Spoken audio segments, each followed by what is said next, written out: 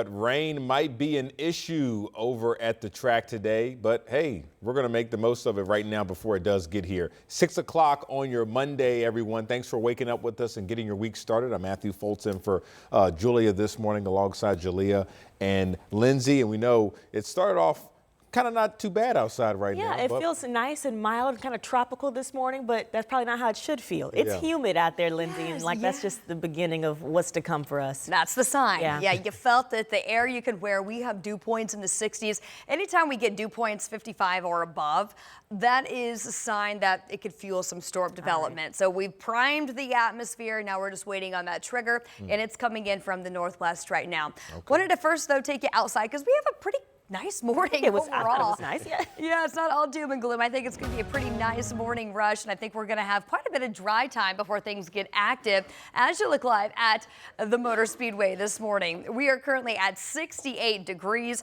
in downtown Indianapolis. That is the official report out of the airport this morning. It's 70 in Lafayette, 66 in Kokomo with a clear sky. You can see the wind coming in out of the south this morning.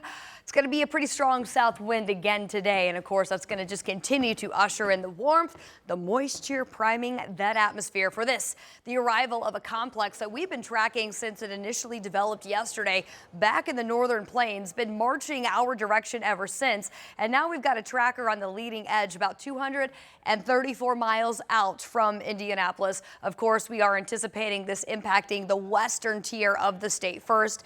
Got some dry time, as I mentioned. I think things are going to get a little more active here as we approach the 2 o'clock hour today. Initially scattered storms, and then we could potentially see some strong storms. Even a couple of warnings will be possible here. Latest from the Storm Prediction Center, still watching central northern Indiana under that level 2 of 5 risk. Yellow zone here is where we will more likely see potentially some warnings pop up later today. Let's walk you through this latest timeline as we are watching the western tier of the state, 2 o'clock, and then approaching the Indy Metro closer to 4 o'clock this afternoon. Line will continue to track across the state, impacting mainly the southern half of Indiana. By the 7 o'clock hour, severe threats will likely wrap here by about 10 p.m. This is round 1 of 2 potential storm chances this week. We'll talk about another severe threat for your Tuesday coming up in the full forecast. But first here at 6:03, we'll get you updated on this earlier car fire that we were following up in Boone County coming down the I-65 corridor. Looks like things are starting to clear up a bit for us because we were starting to see a little bit of a backup, some emergency crews right as you're approaching US 52 that was due to an earlier car fire. So we're going to watch that one for you as everything continues to clear back out 65 southbound just to the north of Lebanon. We've also been monitoring a lot of this construction work up here on the city's north side. Just a heads up and a reminder, we've got this ramp closure on 465 westbound to US 31 southbound, as well as this closure here of US 31 southbound between 106 and I-465. Guys? Thank you, Lindsay. If you live in Fishers and you ride an e-bike, the city council is expected to vote today on a proposed ordinance that could restrict when and where you use them. Yeah, we've heard some concerns since late last year over this. The measure aims to regulate the use of e-bikes on trails and roads in the city. So the ordinance was first announced last month after Fishers police received complaints about people using e-bikes, motor scooters, and e-motos, which are similar to dirt bikes, unsafely. So the proposed ordinance is similar to the one that was passed in Carmel in November of last year. It divides e-bikes into 3 classes based on their top speed. So it bars any device that can reach speeds of up to 20 miles an hour or more on greenway and multi-use trails and sidewalks.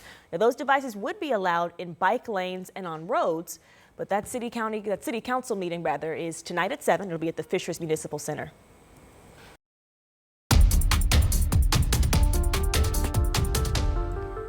Hundreds gathered to honor a fallen officer, or fallen hero, I should say. As Mooresville town community came together hosting a memorial service Sunday for Air Force Captain Seth Koval. He's one of 6 airmen killed in a plane crash in Iraq in March. People filled Mooresville High School to pay their respects over the weekend. His family and his commanding officer shared some memories of Captain Koval. These past 20 years were filled with love, joy, laughter, sadness, hard times, comfort, safety, adventures, and a best friend who was everything to me. He lived a life of purpose and left a legacy that I know will continue to inspire everyone who knew him. We are grateful for the time we had with him, and we will carry his memory forward with honor. You can read more about Captain Colville's life and legacy online at WTHR.com.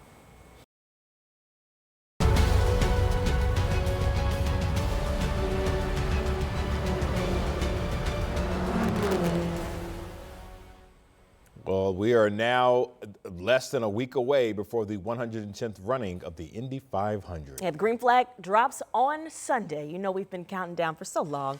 But listen to this. 2 drivers are moving to the back of the pack for post-qualification violations after IndyCar announced their cars had some modifications that did not fly and are not allowed. Yeah, Kyle Collette, a rookie who made it into the top 12, will now start in the last row, and so will Jack Harvey. So Alex Palou, starting his quest to repeat the Indy 500 champion, Indianapolis 500 championship from the front of the pack. Yeah, so a complete opposite there. He earned that pole position in qualifying this weekend.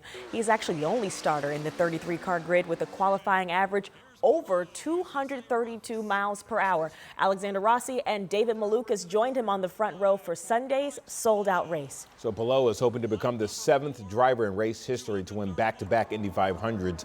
Or Dominic Morana got a chance to catch up with him after qualifying. Take a listen. Just the intensity that and the work that everybody puts in for this qualifying kind of make it feel even bigger than a race. I think the emotion as well. When you jump out of the car, you don't know if you're going to be on pole or you're going to be second. So you're just waiting there, seeing what Felix is going to do on that last attempt. And yeah, the emotion is insane. Yeah, raw emotion right there. Dom actually has more of an in-depth look at qualifying, including more on that 101 with the current Indy 500 champ. If you've not seen it already or you want to see more, it's streaming right now on demand at WTHR+. And remember, we've got you covered all week long. So Carb Day is Friday. We'll be out there covering for you. And then also make sure you tune into Channel 13 this Saturday for the Lucas Oil 500 Festival Parade. And remember, keep it right here on Sunday because we will have pre-race and post-race coverage for you all day long. Well, once race week wraps up, the celebrations in Speedway, they will not. They got a big birthday. 100 years. And so Anna Chalker is in Speedway with more on how the town is honoring the big centennial. Good morning, Anna. Good morning, you two. I think we all have a big memory here in Speedway. That's what makes this small town so big. And like the banner here behind me that says a community driven by tradition, that's what Speedway is. And it really holds true to those roots as being one of the homes for the automotive industry. In 1926, those founders, they wanted to make Speedway a horseless town. A little history fact for you this morning. And a big move behind that is the birth of factories like Allison Transmission and Indy. And the photos you're looking at here on your screen, that's of Old Main Street, 16th Street, and some of those founding businesses. So let's go to 2026, where the town is now home to over 14,000 people, its own government, police department, and school district, and so many local businesses.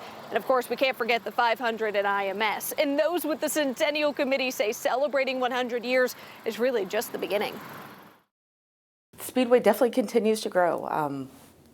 10 years ago, we redeveloped our Main Street, gave opportunity for new development to come in. I think being 100 is young. I mean, we're part of a country that's celebrating its 250th year this year. That's only half.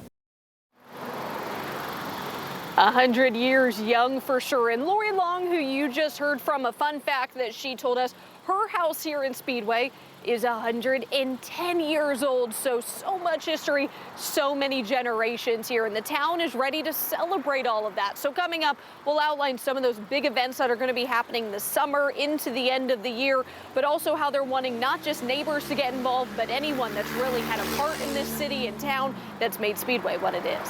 Whether you knew you did or not, if you've ever been through the town, you are part of that history too. Anna, thank you.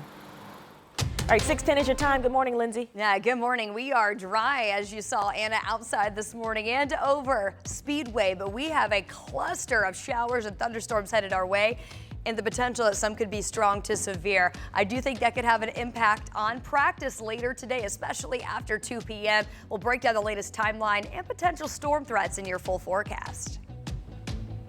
And to some more national news, 4 people hurt in what police in Texas call random shootings. We'll break down what we're learning about the suspects.